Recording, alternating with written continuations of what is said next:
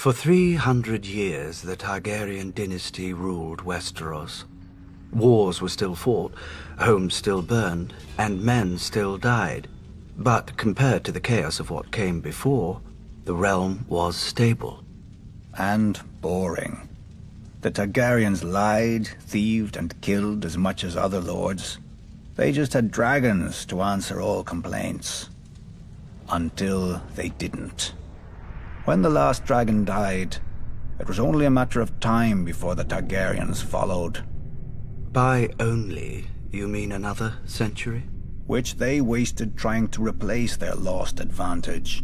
Incinerating their own palaces to hatch dragon eggs, drinking wildfire to become dragons, and let's not forget the Mad King's favorite, burning men alive so he could pretend to be a dragon. We urged Aerys to pardon Brandon Stark. The boy had threatened Prince Rhaegar, but Rhaegar had stolen the boy's sister. And the boy was the eldest son of our Warden of the North. Who's the greater fool, a Mad King or the man who reasons with him? Aerys saw knives in every shadow. When you told him to treat the Starks with caution, you made him afraid. And what he feared, he killed. I wouldn't have thought you, of all people, would bother with recriminations for Brandon's death, Lord Baelish. Not after your, shall we call it, duel with him? Brandon was as arrogant as he was stupid. Like his father, Lord Stark, who answered Aerys' summon to the capital. They earned their fates. But the younger son, Ned, what was his crime that Aerys ordered his death as well? Unlike men, families don't die when you lop off their head. At the very least, you should have pointed out that loyal and dutiful Ned was living with Jon Arryn, a proud and over-righteous lord with an impregnable castle and no sons of his own. Perhaps you could have spared Aerys the embarrassment of revolt. If only we'd had the foresight to consult you, Lord Baelish, but I suppose first we'd have had to know who you were. Nobody knew Robert Baratheon either, yet he claimed the right to sit on the Iron Throne. He had Targaryen blood, through his mother. A pretty dress for an ugly truth. It was war, and he could swing a hammer harder than the other options.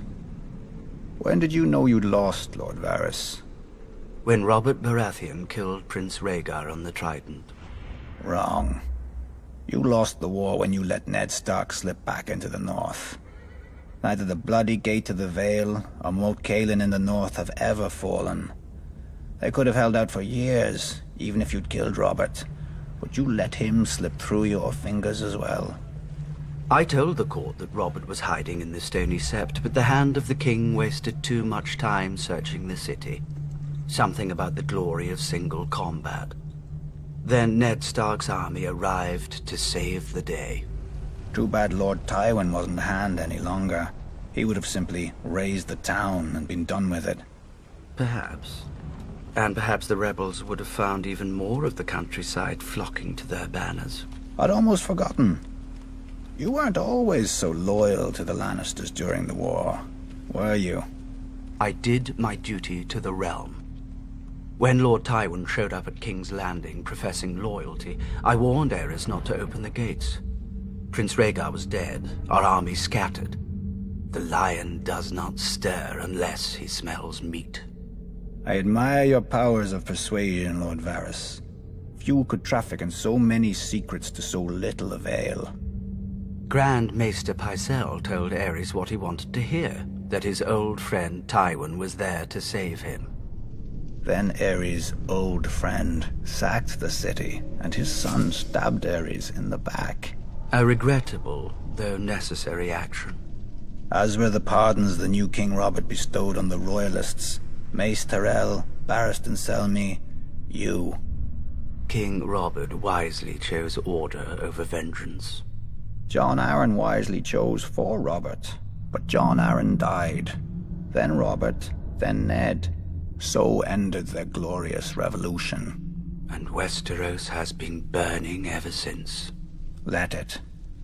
How Targaryen of you. One of the mad ones. Fire turns even the proudest oaks to ash, leaving newer roots space to climb.